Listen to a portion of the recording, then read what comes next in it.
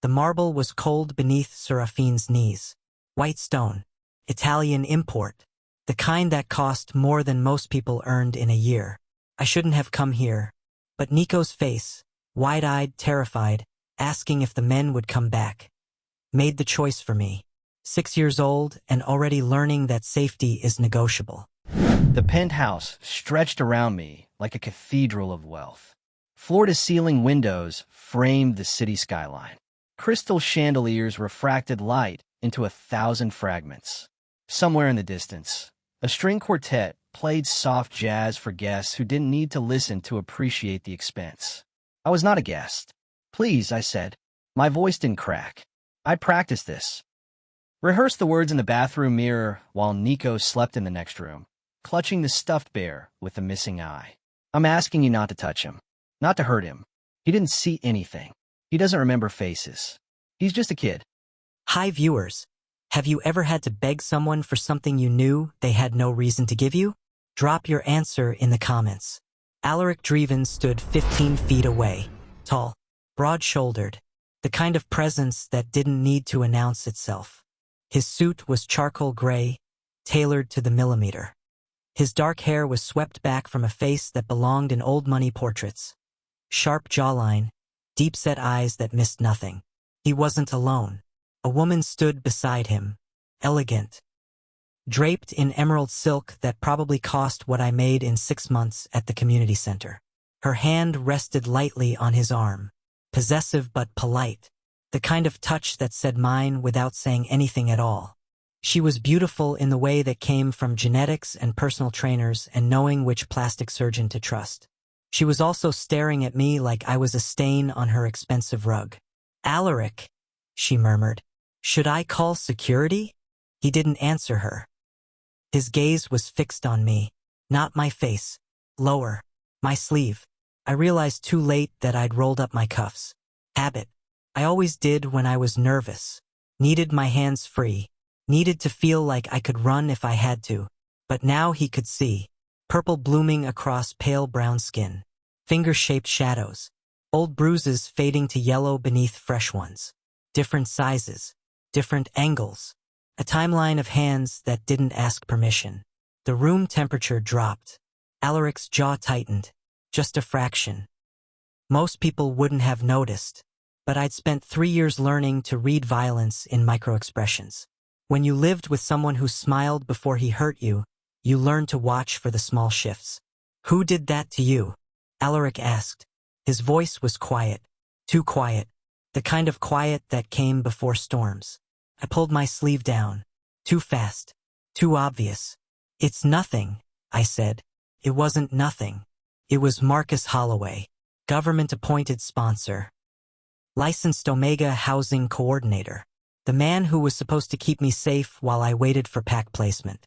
The man who decided 6 months ago that safe was negotiable. It was legal. That was the worst part. He had paperwork. Signature authority. The right to manage my living situation, my medical care, my movements. Omegas without pack claims were low priority. Low risk. Low complaint likelihood. Bruises didn't show up on quarterly audits. "Nothing," Alaric repeated. He didn't believe me. The woman beside him shifted. Her fingers tightened on his arm. "Darling, the Castellanos are waiting. We should. Leave us," Alaric said. Not loud. Not angry. Just absolute. She blinked. "Excuse me? Leave. Us." Her mouth opened. Closed. She glanced at me, then back at him. Whatever she saw in his expression made her decide not to argue. She released his arm, turned on her designer heels and walked away. Her perfume lingered, something French and expensive. The door clicked shut. We were alone. Alaric crossed the space between us in 4 strides. I flinched backward instinctively, hands coming up. He stopped, held perfectly still. "I'm not going to touch you," he said. I didn't lower my hands. He crouched down, slow, deliberate, meeting me at eye level instead of looming over me. His eyes were gray, storm cloud gray, the kind that shifted between shades depending on the light. "Tell me who did that," he said. "And I'll make sure they never do it again." I wanted to laugh, wanted to scream, wanted to tell him that promises like that didn't exist in the real world. That men like Marcus Holloway had government backing and legal immunity and a waiting list of desperate omegas who wouldn't complain because complaining meant losing housing. That I'd already tried reporting it. Tried calling the hotline. Tried documenting the bruises with dated photos. Tried everything the system said to do. The system didn't care. But I didn't say any of that. I said, I just need you to leave Nico alone. He's 6. He doesn't understand what he saw. He won't remember. Just let him go. Please. Alaric's eyes narrowed. Nico. My foster placement. He was with me when... I stopped. Swallowed. When your people made the exchange. He saw the license plate. Saw faces. But he's a kid. He thinks it was a game. He won't. Where is he now? Safe. I lied. Nico was 3 blocks away in a motel room that charged by the hour. The lock was broken. The windows didn't close all the way. I'd paid for 2 nights with money I'd saved from selling my medication on the street because Marcus had stopped refilling my prescriptions unless I earned them. Alaric stood, pulled out his phone, typed something. What are you doing? I asked. Making a call. Please don't. I'm not calling anyone about the boy, he interrupted. I'm calling someone about you. My heart stopped. He turned the phone screen toward me. It was a photo, old, 6 years old, taken at the community center downtown where I used to volunteer. I was younger, smiling, holding a tray of cinnamon rolls fresh from the oven. Standing next to me, laughing at something I'd said, was Alaric Draeven. Before he became the most feared alpha on the Eastern Seaboard. Before he built an empire on fear and precision. Before he had a fiancée in emerald silk. When he was just a man who liked cinnamon and bad jokes. I know you, he said softly. I stared at the photo. At the version of myself who still believed good people stayed good. At the version of him who hadn't learned that power required ruthlessness. No, I whispered. You don't. His phone buzzed. He glanced at the screen. His expression shifted. Something cold sliding into place behind his eyes. My security just sent me your current address, he said. The Northview Motel. Room 14. I stopped breathing. They also sent me the name of your registered sponsor. Marcus Holloway. Licensed through the Eastern Seaboard Omega Placement Program. He looked at me. Through me. You have 30 seconds to tell me the truth before I go find it myself. What secret was Seraphin hiding that would make the most dangerous alpha in the city willing to burn everything down? 6 years ago, the world tasted like cinnamon and possibility.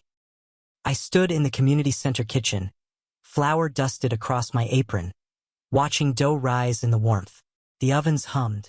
Outside, rain tapped against the windows in a rhythm that felt like permission to stay inside, to be warm, to be safe. You're gonna burn those, a voice said behind me. I turned. He was tall, younger than he looked now, maybe 25, dressed in jeans and a t-shirt that had seen better days. His hair was longer then, falling into his eyes when he smiled. And he smiled easy. The timer hasn't gone off yet, I said. The timer's wrong. You set it for 12 minutes. Cinnamon rolls need 10 at this temperature, or the bottoms char. I raised an eyebrow. You bake. My mother did. Taught me before she passed. Something in his voice made me pull the tray out early. He was right. Perfect golden brown. Another 2 minutes and they would have burned. Lucky guess, I said. Educated guess, he corrected. He extended a hand. Alaric. I shook it. His grip was firm but not aggressive. Warm. My skin tingled where we touched. Just for a second. I pulled back fast. Alaric noticed. His eyes, gray, always gray, tracked the movement. You okay? Fine. I lied. But I wasn't fine. Because when our hands touched, something inside me recognized him. Not his face. Not his name. Something deeper. Cellular. The kind of recognition that came with a price tag I couldn't afford. Mate bonds were supposed to be rare. Special. The universe aligning 2 people across impossible odds. They were also supposed to be impossible to ignore. I ignored it. I'm Seraphin, I said. I volunteer here on Tuesdays and Thursdays. You? Just moved into the neighborhood. Saw the sign. Figured I'd see if you needed help. He stayed for 3 hours. Helped me prep meals for the evening rush. Chopped vegetables with the precision of someone who'd done it 1,000 times. Didn't complain when I assigned him dish duty. When we finished, the rain had stopped. We stood outside under the streetlights. The air smelled clean. Washed. You going to come back? I asked. Maybe, he said, if you promise not to burn the cinnamon rolls. I didn't burn them. You almost did. I smiled. Felt strange. I didn't smile often. Didn't have much reason to. But standing there with this stranger who knew how to bake and wasn't afraid of dish soap, I felt something I hadn't felt in years. Oh, Thursday, I said. I'm making bread. Could use an extra pair of hands. He showed up Thursday, and the Thursday after that, and the one after that. 3 months, 13 weeks. 91 days of flour and laughter and learning that maybe the world wasn't entirely cruel. He told me about his mother, about growing up poor, about working 3 jobs to pay for her medical bills before she died, about the anger that came after, the kind that made him take risks, make choices, build something from nothing because he refused to be powerless again. I told him about Nico, about fostering, about wanting to build something stable for a kid who'd already lost too much. We didn't talk about the bond, but it was there, growing, strengthening. I'd wake up craving cinnamon even though I hadn't baked in days. He'd show up at the center wearing shirts in the exact shade of blue I'd mentioned liking. Small things. Coincidences that weren't coincidences. On week 14, he kissed me. Soft, careful, asking permission with every movement. Kissed him back. And the bond snapped into place like a key turning in a lock. The mark appeared 3 days later. Small. Delicate. Just below my collarbone where a shirt would hide it. His scent wrapped around me like a promise.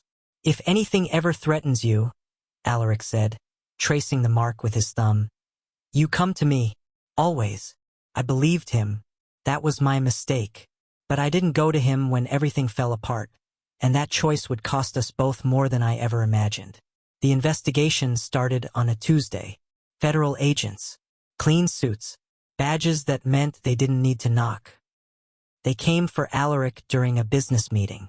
Walked straight into the restaurant where he was negotiating a property deal and announced he was under review for racketeering, money laundering, and ties to organized crime. It wasn't true. Well, some of it was true. Alaric had built his empire fast. Too fast. And when you rise that quickly in the wrong neighborhoods, people notice. They assume. They investigate. But the timing was wrong. Someone had pushed this investigation. Someone with resources and motivation. I found out 3 days later when Marcus Holloway showed up at my door. Seraphin Vale, he said, reading from a tablet. Age 23. Registered Omega. No pack claim. Currently bonded to Alaric Draeven. I stared at him through the crack in the door. Who are you? Marcus Holloway. Eastern Seaboard Omega Placement Program. I'm here because your bonded alpha is under federal investigation, which makes your living situation unstable. I'm authorized to offer you protective housing until the situation resolves. I don't need housing. I have housing. Do you? He glanced past me into the apartment. Small. Clean. But small. Because your lease is under Alaric Draeven's name. If he's convicted, all assets get frozen. Including this apartment. Including your access to funds. My stomach dropped. I'm fine, I said. Are you? He smiled. It didn't reach his eyes. Because I have information that suggests otherwise. Information about a foster child in your care. Nico Reeves. Age 6. Beta. No legal guardian. I stopped breathing. How do you? I know a lot of things, Seraphin. I know that child shouldn't be in your custody.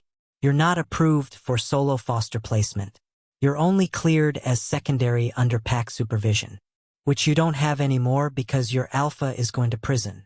He's not. He is. Unless someone testifies that he was coerced. manipulated, controlled. Marcus leaned closer. Someone like you. I understood then. This wasn't about helping me. This was about destroying Alaric. I won't lie, I said. I'm not asking you to lie. I'm asking you to testify about your relationship. About the power dynamic. About how a wealthy alpha can pressure a vulnerable omega into a bond before they're ready. That's not what happened, isn't it? You were volunteering at a community center, struggling financially. Then suddenly you're living in a luxury apartment, wearing clothes you couldn't afford, bonded to a man under investigation for multiple felonies. He tilted his head. It looks like coercion from where I'm standing. Get out. I will, but I'll be back. And when I come back, I'll have a court order. Because that child in your care? He witnessed a crime 3 weeks ago. Saw faces. Saw a transaction. And if you don't cooperate, I'll make sure he's called to testify instead. He left. I stood in the doorway shaking. Nico appeared in the hallway. Sleepy. Confused. Seraphin? Who was that man? I closed the door. Locked it. Picked Nico up even though he was getting too big to carry. Nobody? I whispered into his hair. Just nobody. But he wasn't nobody. He came back with the court order. And the threat was clear. Testify against Alaric or lose Nico. I had 48 hours to decide. I spent those hours trying to reach Alaric. But his phone went straight to voicemail. His lawyers wouldn't tell me where he was. The apartment was being watched. I was alone. On hour 47, I made the choice. I packed Nico's clothes, took the emergency cash I'd hidden in the freezer, wrote a letter I never sent, and I left. Erased myself from Alaric's life because staying meant destroying him or losing the only family I had left. I thought disappearing would protect everyone. I thought Marcus Holloway would leave us alone once I cooperated. I thought wrong. The first bruise appeared 2 weeks into protective housing. An accident, Marcus said. I'd moved wrong. Startled him. The second came 3 days later. Then they stopped being accidents. Now, 6 years later, I was kneeling on marble in front of the man I'd left behind, watching him stare at my bruises, watching him piece together what I'd sacrificed. And I knew that once Alaric Draeven understood what had been taken from him, someone was going to pay in blood. The protective holding cell wasn't a cell. It was a bedroom, king-sized bed, attached bathroom, windows that actually opened, a television mounted on the wall playing news channels I didn't watch. But the door locked from the outside. You'll stay here until the investigation completes, Alaric had said. Not asked. Stated. That was 3 days ago. Nico was down the hall. Separate room. Also locked. Also protected. I hadn't seen Alaric since that first night, but I felt him. His scent lingered in the penthouse. Everywhere. Cedar and smoke and something sharper. It triggered the bond I'd spent 6 years suppressing. Made my skin ache. Made me want things I'd learned to stop wanting. On day 4, the door unlocked. A woman entered. Not the one from the gala. Someone older. Professional. Carrying a tablet. Good morning, Seraphin. I'm Dr. Vanessa Chin. I'm here to conduct a medical evaluation. I'm fine, I said automatically. Nevertheless, Mr. Draeven has requested a full examination. It's non-negotiable. I wanted to argue, wanted to refuse, but Nico was down the hall. I followed her to a medical suite I hadn't known existed. Clean, sterile, equipment that probably cost more than I'd earned in my entire life. Dr. Chun was thorough, professional. She documented every bruise, every scar, every healed fracture I'd forgotten about. She didn't ask how I got them. She already knew. You're malnourished, she said, reviewing her notes. Vitamin D deficiency. Early signs of bone density loss. When's the last time you had proper medical care? I don't remember. She made a note. We'll start supplements immediately. I'm also recommending physical therapy for your shoulder. The joint damage is significant. I can't afford. You're not paying. Mr. Draeven is covering all medical expenses. Of course he was. I left the sweet feeling exposed. Raw. Like someone had cataloged every failure my body had endured and filed it away as evidence. Evidence for what? I wasn't sure. I was halfway back to my room when I heard it. Laughter. Nico's laughter. I followed the sound to a large room filled with books. Floor-to-ceiling shelves. Leather chairs. Sunlight streaming through tall windows. Nico sat on the floor surrounded by picture books. Alaric sat across from him. Reading. His voice was different. Softer. Careful. He held the book at an angle so Nico could see the pictures. Made silly voices for different characters. Nico was transfixed. I must have made a sound because Alaric looked up. Our eyes met. Something passed between us. Recognition. Memory. Pain. He closed the book. Nico, why don't you pick out another one for later? He said. I need to talk to Seraphin.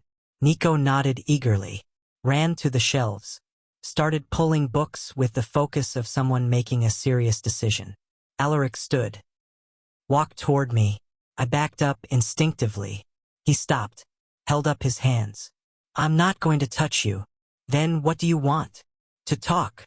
We don't have anything to talk about. Don't we? He glanced at Nico. Back to me. You disappeared 6 years ago. Vanished.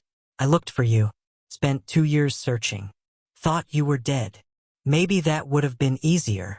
His jaw tightened. For who? I didn't answer. The investigation against me was dropped, he said quietly. 6 months after you left. Insufficient evidence. Witness testimony contradicted. Someone made it go away. Good for you. Was it you? Did you testify? I looked away. Seraphin. I did what I had to do. Which was what? Lie? Disappear? Let Marcus Holloway. He stopped. Took a breath. I found his records. I know what he did. I know what you've been living through. You don't know anything. Then tell me. Help me understand why you chose 6 years of hell over staying with me. Because I loved you. Because loving you meant you'd get destroyed.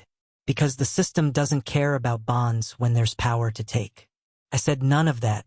Instead, I need to know Nico is safe. That's all that matters. He is. How do I know that?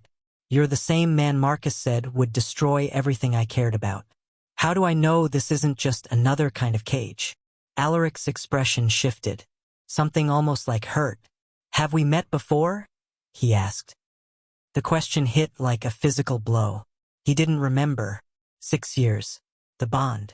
Cinnamon bread and rain-soaked streets and promises made in the dark. He didn't remember any of it. No, I lied. He studied my face. You're lying. Believe whatever you want. I turned to leave. Seraphin. I stopped. Didn't turn around. I'm going to find out the truth, he said. With or without your help. And when I do, everyone who hurt you is going to wish they hadn't. He didn't believe me. And something in the way he watched me said he was already planning to uncover every secret I'd buried. The nightmares came on night 6. I woke up gasping. Sheets tangled around my legs. Heart hammering against my ribs. The dream was always the same. Marcus. His hands. The way he smiled before he hurt me. The sound of Nico crying in the next room. The locked door. The bruises blooming like dark flowers under my skin. I couldn't go back to sleep. I left my room. The penthouse was dark except for security lights along the baseboards. Everything was quiet. Still, I found my way to the kitchen. Muscle memory from years ago when this place felt different. When it felt like home. The kitchen was massive. Commercial-grade appliances. Marble countertops. Everything pristine.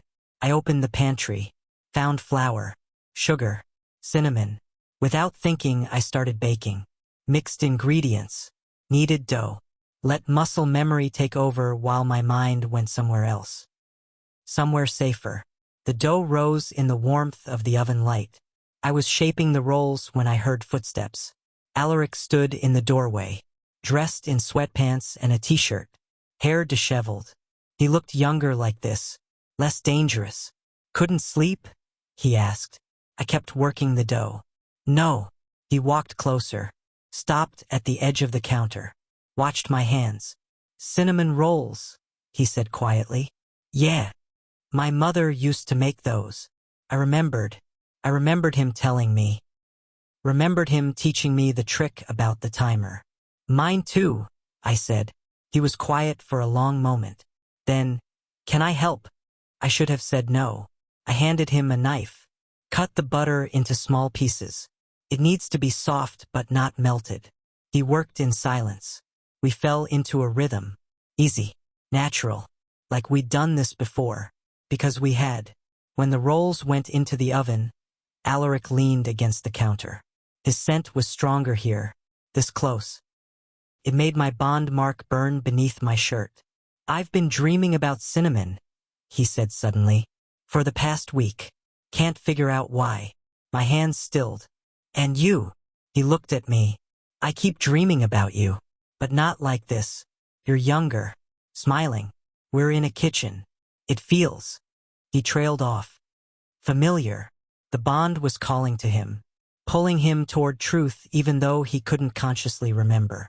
It's just dreams, I said. Is it? The timer went off. I pulled the rolls out. Perfect. Golden brown. The scent filled the kitchen. Alaric reached for one. Burned his fingers. Swore. I almost laughed. He caught the sound. Looked at me with something like wonder.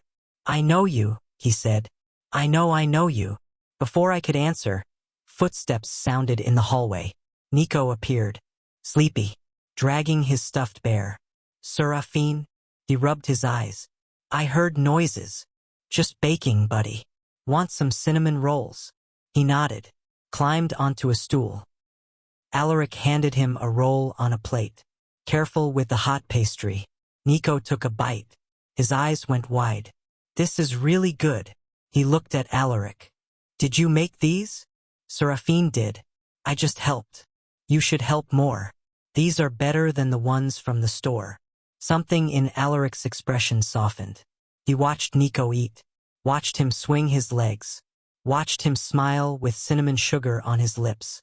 And I saw the exact moment it hit him. The way Nico looked at me. The way I looked at Nico. The protective instinct. The bond that had nothing to do with blood and everything to do with choice. He's not just your foster placement, Alaric said quietly. Is he? I didn't answer. Didn't need to. Nico finished his roll. Yawned. Can I have another one tomorrow? He asked. Maybe, I said. If you go back to bed now. He nodded. Slid off the stool. Started to leave. Stopped. Looked back at Alaric. Sir? He said. Small voice. Careful. Yeah, buddy? Thank you. For the books. And for... He gestured vaguely. For being nice. Alaric's expression cracked. Just for a second. Any time, Nico. Nico left. We were alone again. Alaric stared at the doorway where Nico had disappeared. He flinched, he said. Earlier, when I moved too fast to grab a book. He flinched like he expected to be hit. I said nothing. And you, the way you watch me, like you're waiting for violence. Like you're calculating escape routes. He looked at me. What did Marcus Holloway do to you? Everything. Nothing you can undo. Things that left marks deeper than bruises. It doesn't matter, I said. It does to me. Why? You don't even remember me. The words came out sharper than I intended. Alaric went still. What did you say? I turned away. Started cleaning up. Wiping counters that didn't need wiping. His hand caught my wrist. Gentle. Careful. But the touch sent electricity through the bond. I gasped. So did he. We both felt it. The connection. The recognition that went soul deep. He pulled back fast. Stared at his hand like it had betrayed him. What was that? He demanded. Nothing. Don't lie to me, Seraphin. What was that? I couldn't answer. Couldn't tell him about the bond. About what we'd been. About what I'd destroyed to keep him safe. His phone buzzed. He pulled it out. Read something. His expression went cold. I have to go, he said. But this conversation isn't over. He left. I stood in the kitchen surrounded by the scent of cinnamon and old memories. My wrist still burned where he'd touched me. The bond was waking up, and I didn't know how to stop it. What I didn't know was that Alaric had already ordered a DNA test, and what it would reveal was going to shatter every lie I'd built to protect us both. The envelope arrived during breakfast. Plain Manila. No return address. Delivered by courier to Alaric's private office. Inside was a single document. Genetic analysis report. Court-ordered custody review. Eastern Seaboard Family Services. Alaric read it 3 times.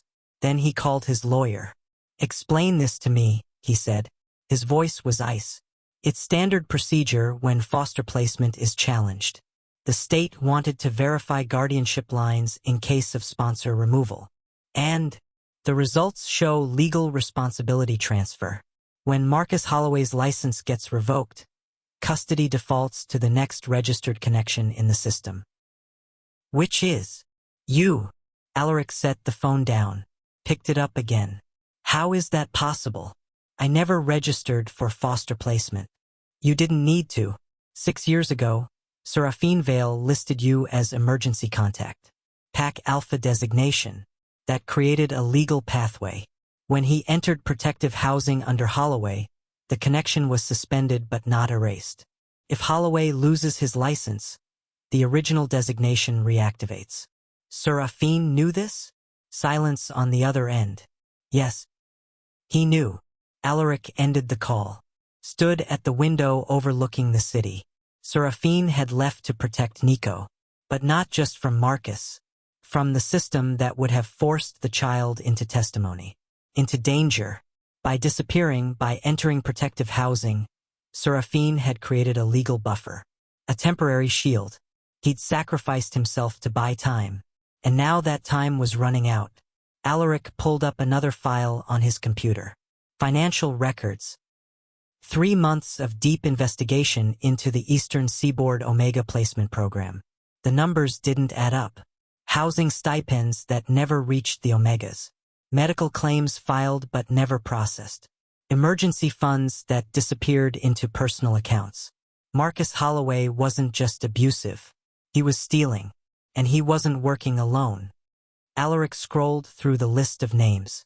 Administrators, auditors, politicians who'd signed off on budget increases without questioning where the money went. One name appeared 17 times. Corvin Hale, state senator, Omega rights advocate, public face of protective housing reform. Also the man who'd pushed the investigation against Alaric 6 years ago. The connection clicked into place. Corvin had weaponized the system, used it to remove threats and generate profit. When Alaric got too powerful, too visible, Corvin manufactured a case. Used Seraphin as leverage. Used Nico as bait. And when that didn't work, he'd buried them both in a program designed to help vulnerable Omegas. Alaric's phone buzzed. Security alert. Someone was trying to access the penthouse elevator. Marcus Holloway. Alaric smiled. It wasn't a kind smile. He took the elevator down to the lobby, stepped out into polished marble and floor-to-ceiling glass. Marcus stood at the security desk, arguing with the guards, red-faced, sweating. "I have legal authority," Marcus was saying. "That Omega is under my protection. I demand access." Alaric walked up behind him. "No," he said quietly. "He's not." Marcus spun around. His face went white. "Mr. Draeven, I apologize for the intrusion. There's been a misunderstanding. Seraphin Vale is registered under my care and was registered, past tense." Alaric handed him a document. "Your license has been suspended pending federal investigation. As of 0600 this morning, you no longer have legal authority over any Omega in this state." Marcus's hands shook as he read. You can't, I have connections." "I have." "Senator Hale?"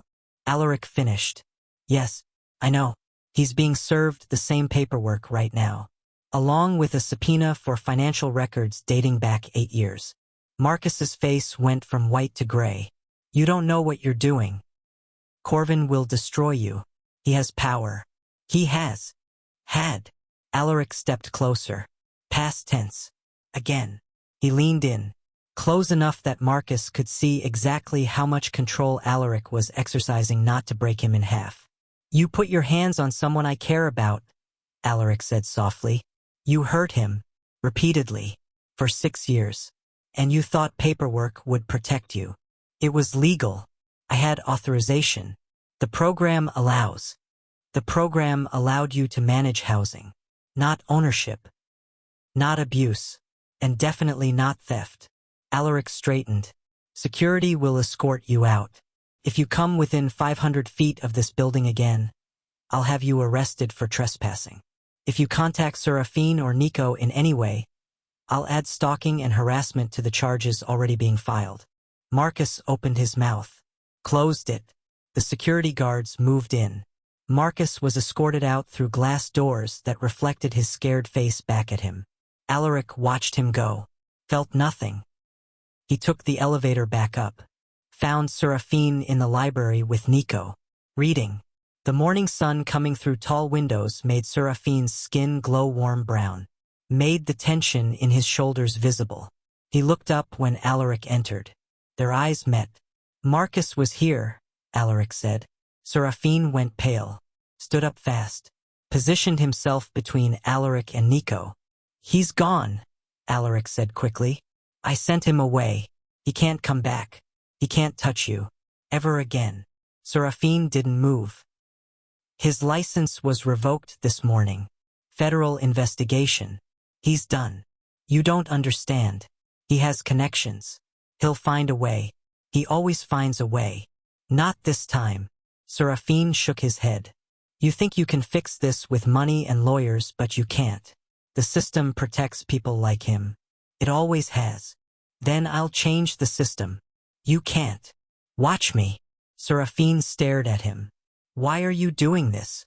"Because someone should have done it 6 years ago." "That's not an answer." Alaric looked at Nico.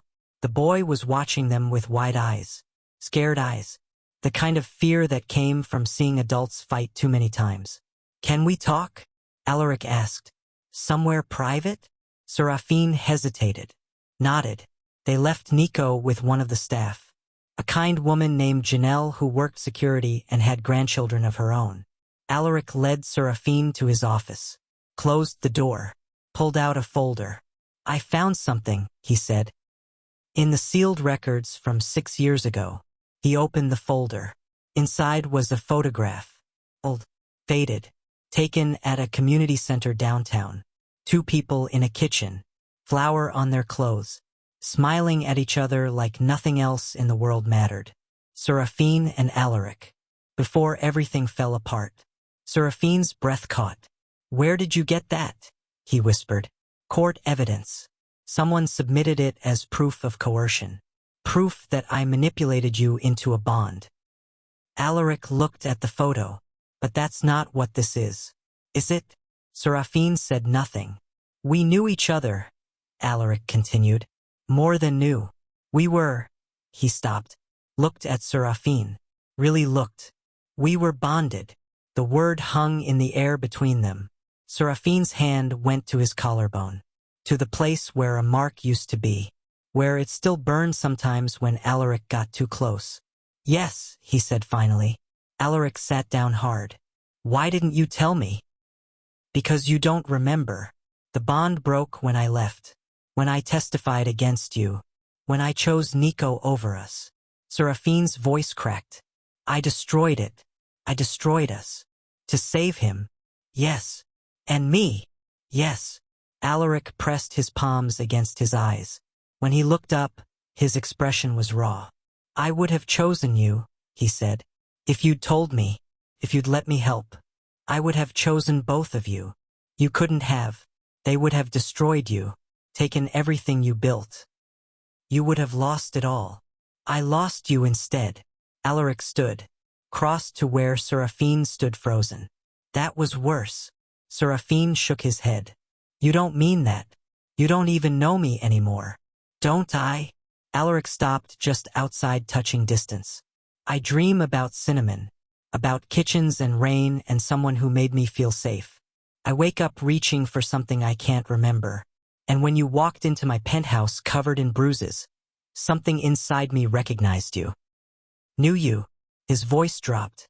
Loved you. Stop. Why? Because it's true? Because you feel it too? Because it doesn't matter what we feel. The bond is broken. You have a life, a fiancé, an empire, and I have... Seraphin gestured at himself. Nothing to offer except trauma and a kid who isn't even mine. He could be ours. The words landed like a physical blow. Seraphin staggered back. You don't know what you're saying. I know exactly what I'm saying. The custody report came back. When Marcus loses his license, guardianship defaults to me. Because 6 years ago, you listed me as Pack Alpha. You created a legal connection. That was supposed to be temporary, just until I found somewhere safe. And did you? Find somewhere safe? Seraphin looked away. Let me protect you, Alaric said. Both of you, not as obligation, as choice. I can't. Why not? Because the last time I trusted someone with power, he broke every bone in my hand for burning dinner. The confession came out quiet, flat. Alaric's expression went completely still. Show me, he said. What? Your hand. Show me. Seraphin pulled back his sleeve. His left hand was scarred. Fingers that didn't quite bend right. Knuckles that had healed crooked. Alaric stared at it. Then he did something Seraphin didn't expect. He knelt, right there in his office, took Seraphin's scarred hand in both of his, pressed his forehead against it. I'm sorry, he whispered. I'm sorry I wasn't there. I'm sorry I didn't find you. I'm sorry you had to survive that alone. Seraphin's throat closed. I'm going to destroy him, Alaric said. Marcus, Corvin, everyone who helped create the system that allowed this. I'm going to take it apart piece by piece until there's nothing left. You can't. I already started. And in a locked government office 3 miles away, Senator Corvin Hale was opening an email that would end his career. Because Alaric Draeven never made threats he didn't intend to keep. The press conference was scheduled for 2 p.m. Alaric stood backstage at City Hall, adjusting his tie. His lawyer stood beside him, reviewing talking points. Keep it focused on the financial irregularities, she said. Don't make it personal. Don't name victims. Just present the evidence and let the reporters draw conclusions. Alaric nodded, but he wasn't planning to follow that advice. On stage, Senator Corvin Hale was finishing his opening remarks, smiling for cameras, talking about his commitment to Omega rights and protective housing reform. The audience clapped. Alaric walked out onto the stage. The applause stopped. Corvin's smile froze. Mr. Draeven, Corvin said. False warmth. What a surprise. I wasn't aware you'd be joining us today. Neither was I, Alaric replied, until I reviewed the financial records from your Omega protection program. The room went silent. Reporters leaned forward.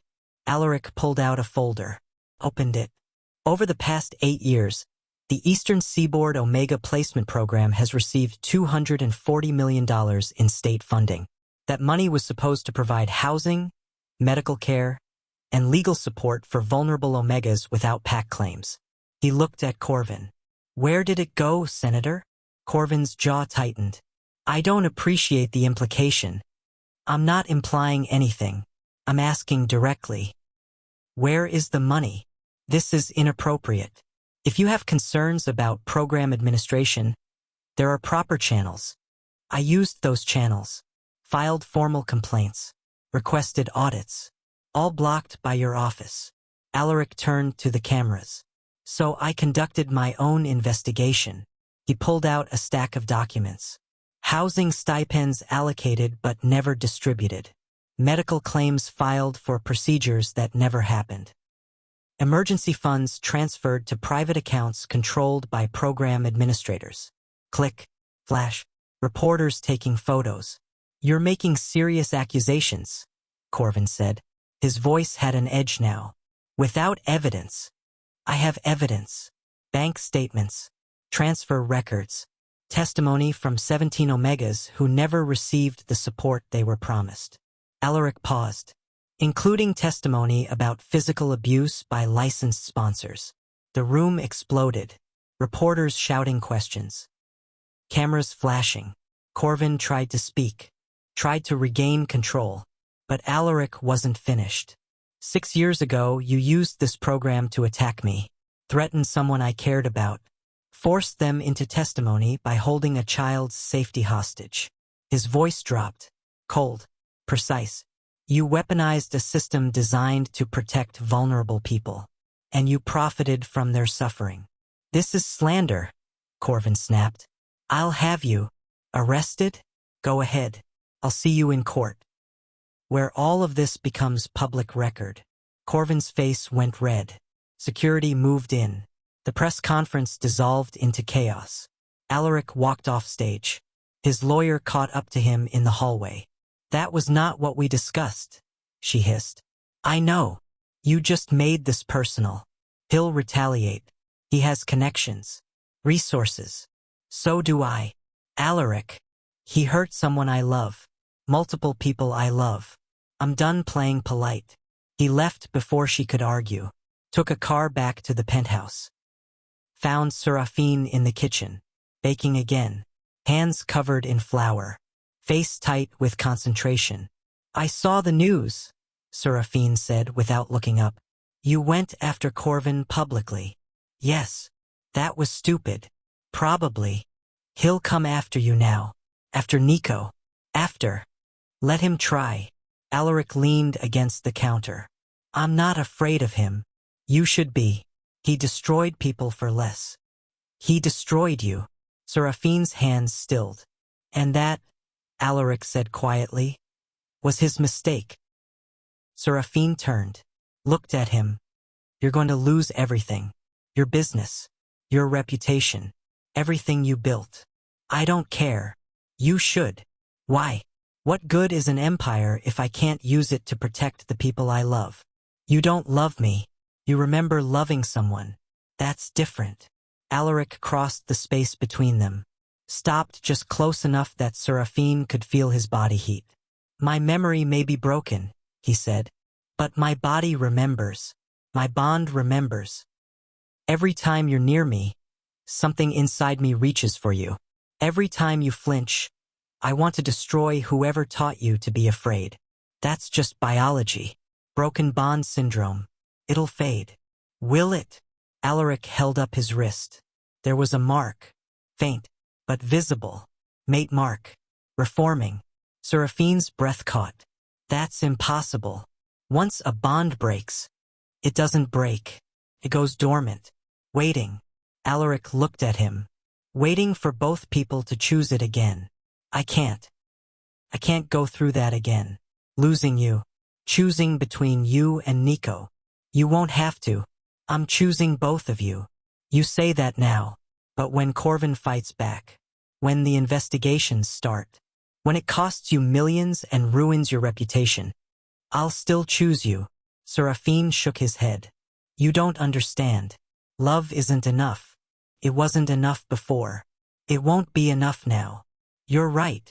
Alaric stepped back. Love isn't enough. It needs action. Choice. Sacrifice. He pulled out his phone, showed Seraphin a document. Transfer of assets. Resignation from board positions. Public trust established in Nico's name. What is this? Seraphin whispered. My exit strategy. If Corvin comes after my businesses, he'll find them in independent trusts. If he attacks my reputation, I'm already stepping back from public positions. If he threatens legal action, I've got the best lawyers money can buy. Why would you? Because you need to know I'm serious. That this isn't just words. I'm rebuilding my life around you and Nico, not the other way around. Seraphin stared at the documents, at the proof that Alaric was willing to lose everything. He called me, Seraphin said suddenly. Corvin. This morning. Private number, but I knew it was him. Alaric went very still. What did he say? That you're using me. That this is just revenge. That once you get what you want, you'll discard me like everyone else. And you believed him? I don't know what to believe anymore. The kitchen door opened. Nico ran in, excited, holding a drawing. Seraphin, look what I made. He stopped when he saw the tension between them. Are you fighting? He asked. Small voice. No, buddy, Seraphin said quickly. Just talking. Adults always say that. Nico looked at Alaric. Are you leaving? The question hit harder than it should have. No, Alaric said. I'm not leaving. Promise. Children always asked for promises that couldn't be kept. Alaric knelt down. It sounded like the man he used to know. Go get your homework, Alaric said. I'll help. Nico ran off. Seraphin and Alaric were alone again. He trusts you, Seraphin said. Do you? The question hung between them. Before Seraphin could answer, his phone buzzed. Unknown number. He answered. Seraphin Vale, a voice said. Corvin. We need to talk. I have nothing to say to you. Even if it's about custody? About Nico's future. Seraphin's blood went cold. What about it? I'm reopening the case, challenging Alaric's guardianship claim. A man under federal investigation for racketeering isn't a suitable guardian for a vulnerable child. Corvin's voice was smooth, confident. The hearing is next week. I suggest you prepare. The line went dead. Seraphin lowered the phone. Alaric saw his expression. What happened? He's going after Nico. Custody challenge. Next week. Alaric's jaw tightened. Then we fight. We can't win. He has judges, lawyers. The whole system. So did I. 6 years ago. And you still managed to walk away. Alaric stepped closer. This time we do it together. But what Seraphin didn't know was that Corvin had one more weapon. A file that could destroy everything. And he was planning to use it in 72 hours. The hearing room was cold. White walls. Fluorescent lights. A long table where lawyers sat in expensive suits. Seraphin sat beside Alaric. Hands folded, trying not to shake. Across the room, Corvin sat with his legal team. 3 attorneys. All polished. All predatory. The judge entered. Everyone stood. Be seated, she said. Judge Marian Torres. 50s. No-nonsense expression. She'd seen too many of these cases. We're here regarding custody of Nico Reeves. Age 6. Current guardianship is contested. She looked at Corvin. Senator Hale. You filed the challenge. Yes, Your Honor. On behalf of the state's interest in protecting vulnerable children. Explain. Corvin stood. Nico Reeves has been in unstable housing for 6 years. Shuffled between temporary placements. Currently residing with Alaric Draeven, a man under investigation for financial crimes and racketeering. Those investigations were dropped, Alaric's lawyer interjected. Were they? Or were they delayed? Corvin pulled out a file. Mr. Draeven has documented ties to organized crime. Multiple complaints filed. Witnesses who claim. Witnesses you paid, Alaric said coldly. The judge's eyes narrowed. Mr. Draeven, let your lawyer speak. Alaric sat back. His lawyer stood. Your Honor, those allegations were thoroughly investigated and dismissed. Mr. Draeven runs legitimate businesses. He's passed every background check. He has the financial resources and stable home environment to provide for Nico. Stable, Corvin laughed. He's housed the child in his penthouse for less than 2 weeks. He has no experience with children. No training. No. He has me. Everyone turned. Seraphin had stood. His lawyer grabbed his arm. Seraphin, don't. He has me, Seraphin repeated.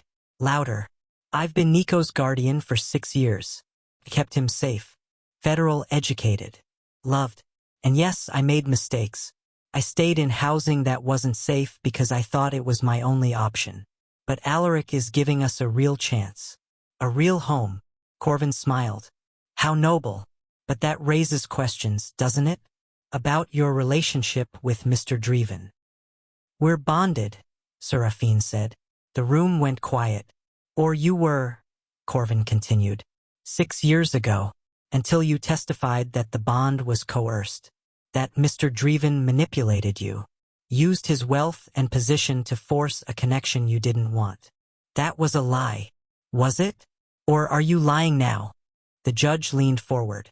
Mr. Vale, did you or did you not testify under oath that Mr. Draeven coerced you into a bond? Seraphin's hands shook. I did. And now you're claiming that testimony was false? Yes. Why should I believe you? Because I was protecting someone. Because the system you trust was being used to hurt people. Because I had no other choice. He said none of that. Because I'm telling the truth now. Corvin stood. Your Honor, this is exactly my concern. Mr. Vale has demonstrated a pattern of instability. False testimony. Questionable decisions. Remaining in abusive housing for years rather than seeking help. These are not the choices of someone capable of providing a stable environment for a child. I did seek help, Seraphin said. His voice was shaking now. I called the hotline 17 times. I filed reports. I documented everything. And you know what happened? Nothing. Because the system you claim to protect was run by people like Marcus Holloway, people you enabled. That's absurd. Is it? How much money did you make from the Omega placement program, Senator? How many kickbacks? How many? Your Honor, Corvin interrupted. Mr. Vale is clearly emotionally compromised. This outburst proves he's unfit. Unfit. Seraphin's voice cracked. I kept Nico alive for 6 years on nothing. On scraps. On hope. I taught him to read. To laugh. To believe people could be good even when everything around us was cruel. And you're telling me that's not enough? The judge held up her hand. Silence. She looked at Seraphin. Mr. Vale. Sit down. He sat. She turned to Corvin. Senator Hale, what is your proposed solution? If you remove Nico from Mr. Draeven's custody, where does he go? Back into state care. Proper placement with certified. The same system that placed him with Marcus Holloway? Corvin hesitated. The same system that, according to recent reports, is under federal investigation for fraud and embezzlement? Those allegations are detailed, well documented, and currently being reviewed by 3 separate agencies. The judge closed the file in front of her. I'm denying your petition, Senator. The room erupted. Corvin stood. Your Honor, you can't. I can. And I am. Nico Reeves will remain in Alaric Draeven's custody pending completion of the federal investigations. If Mr. Draeven is cleared, which current evidence suggests he will be, custody becomes permanent. This is outrageous. What's outrageous, Senator, is that you're using a child as a weapon in a political grudge match.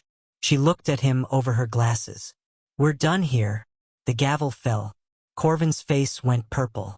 He gathered his files, walked toward the door, stopped beside Seraphin.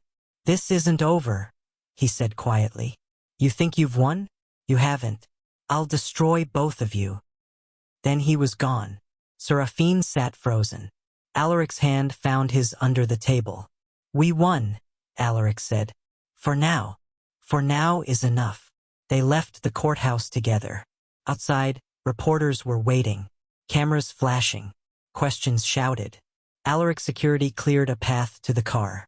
Inside, finally alone, Seraphin broke.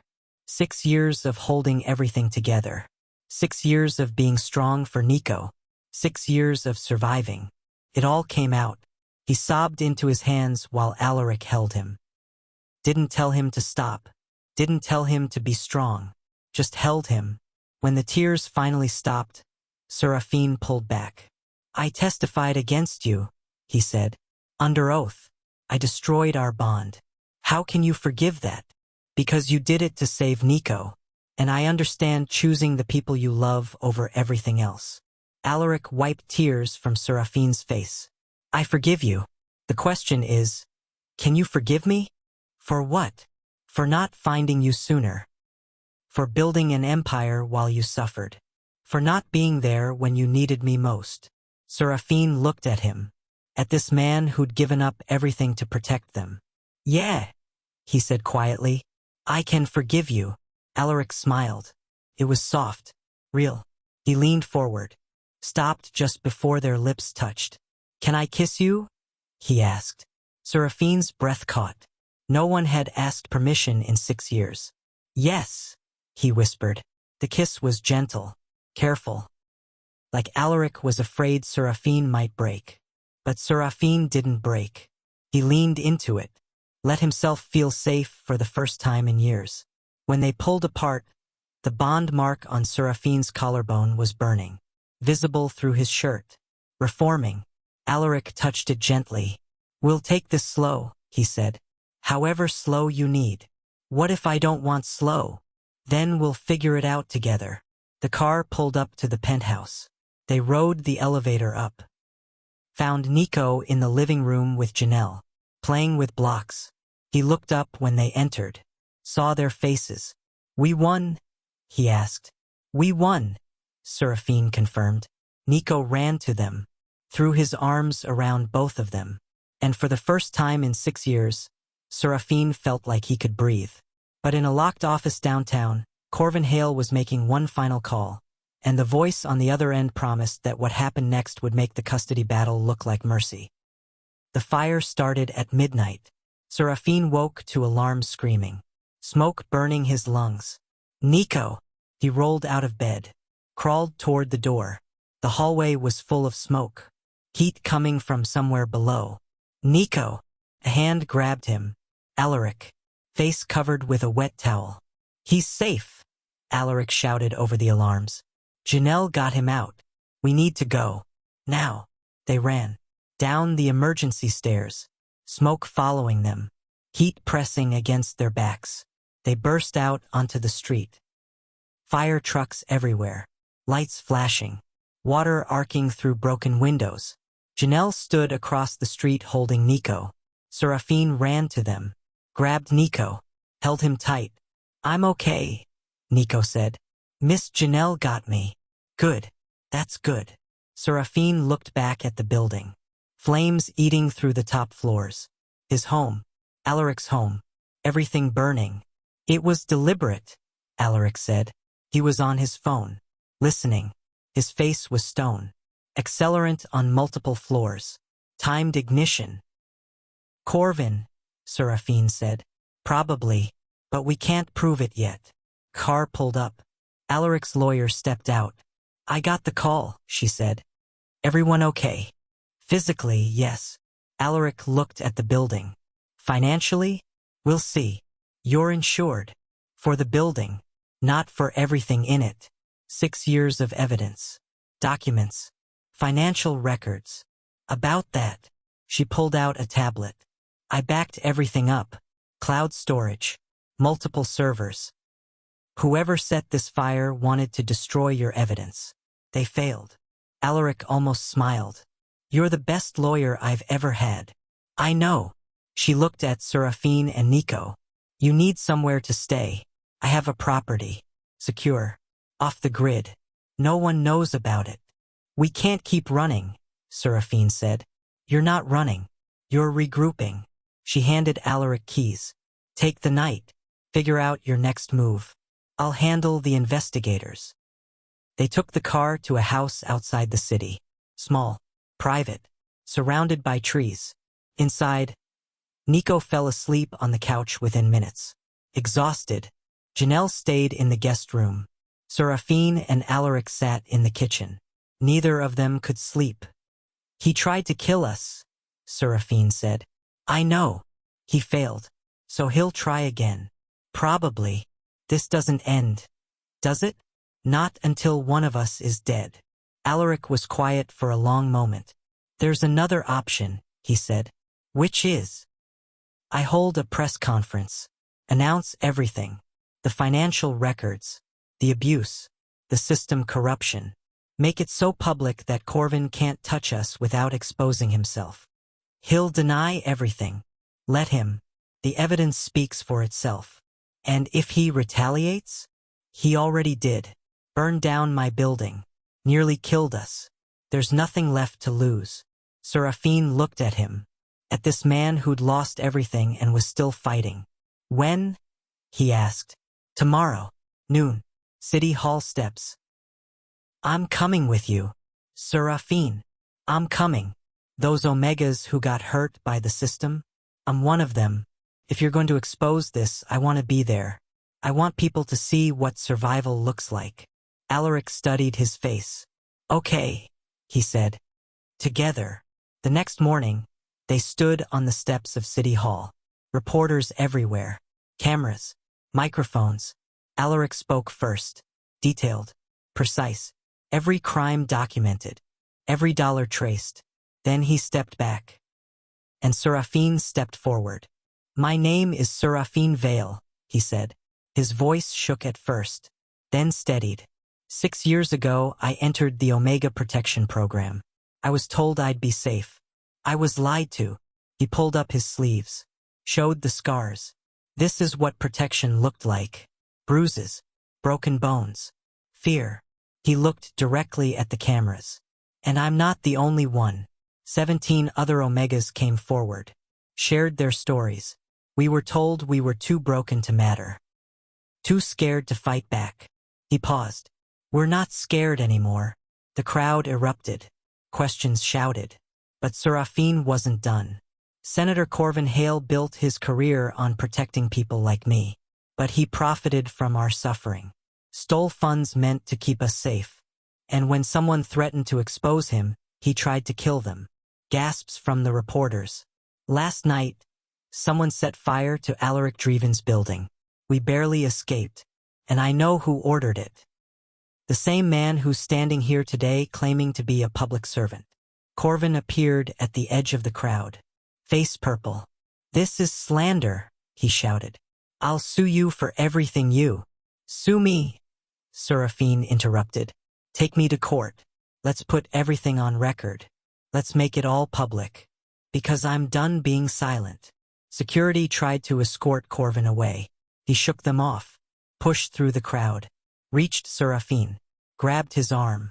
Alaric moved, fast, pulled Corvin's hand away, positioned himself between them.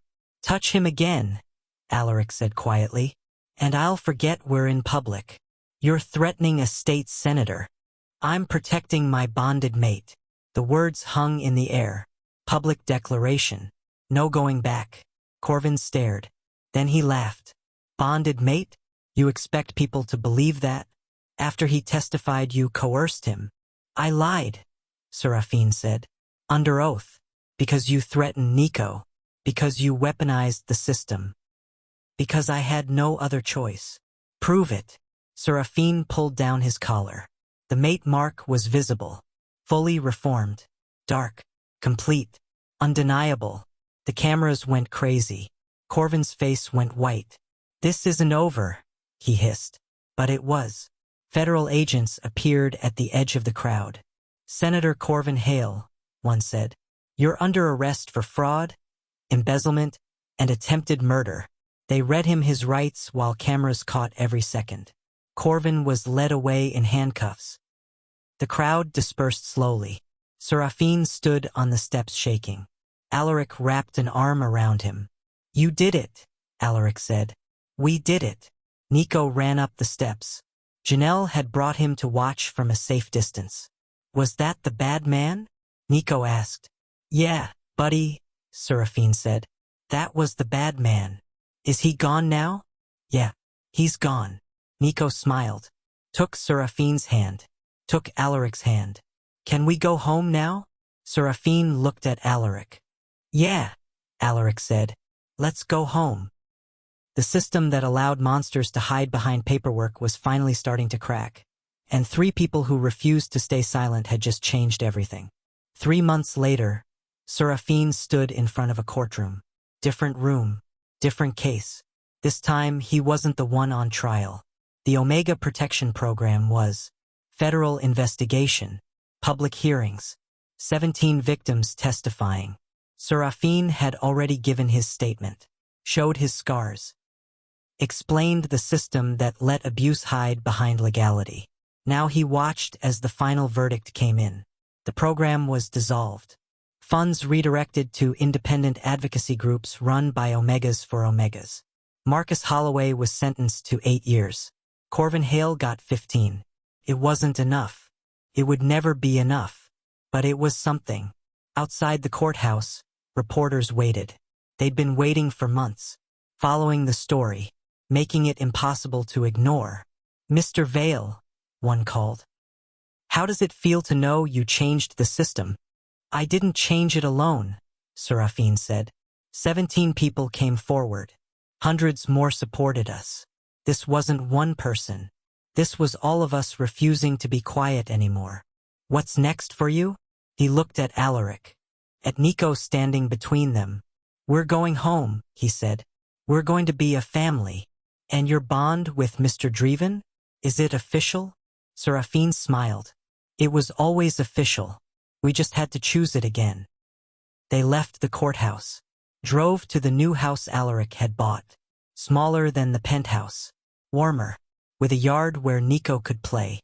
Inside, the walls were still being painted, furniture still being arranged, but it felt like home.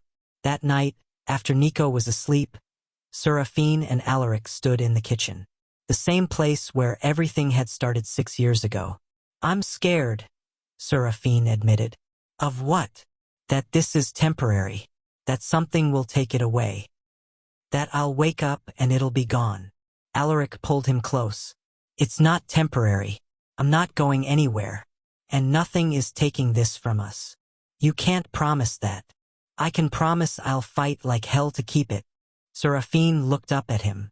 "I love you," he said. "I don't think I ever stopped." "I know. I felt it every day we were apart." They kissed, slow, deep, choosing each other all over again. The bond mark burned bright between them, complete, permanent, earned. Later, Seraphin checked on Nico, found him sleeping peacefully. No nightmares, no fear, just a kid who finally felt safe. Alaric appeared in the doorway. "He's good," Seraphin whispered. "He is." They stood together watching Nico sleep. "Thank you," Seraphin said. "For what?" "For not giving up. For fighting when I couldn't. For choosing us. You chose me first. 6 years ago, when you listed me as Pack Alpha. You built a path back to me even when you thought it was over." Alaric put his arm around Seraphin's shoulders. "I just followed it home." They left Nico's room, walked to their own, lay down together in the dark. And for the first time in 6 years, Seraphin slept without nightmares. Because he wasn't alone anymore.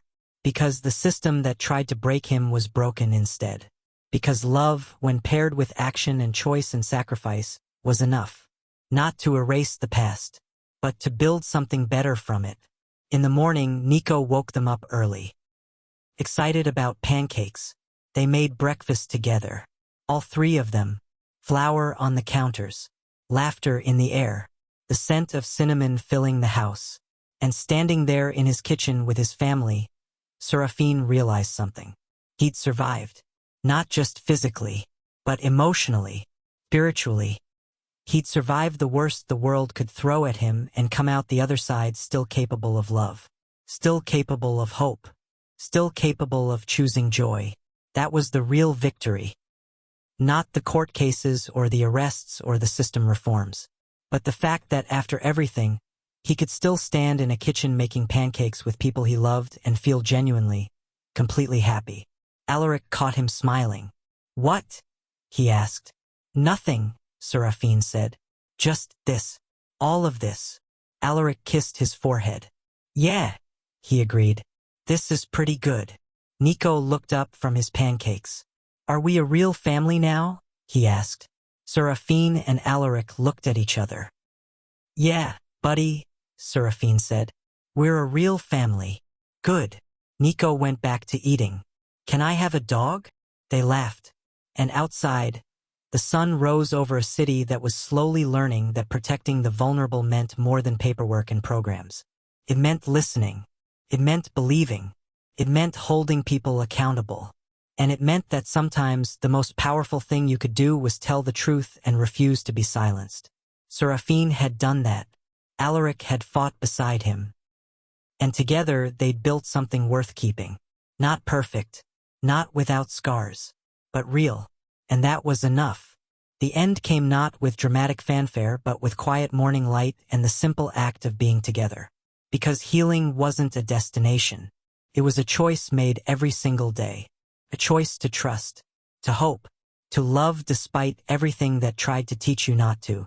And standing there in his kitchen with his bonded mate and their child, Seraphin made that choice. Every day. For the rest of his life.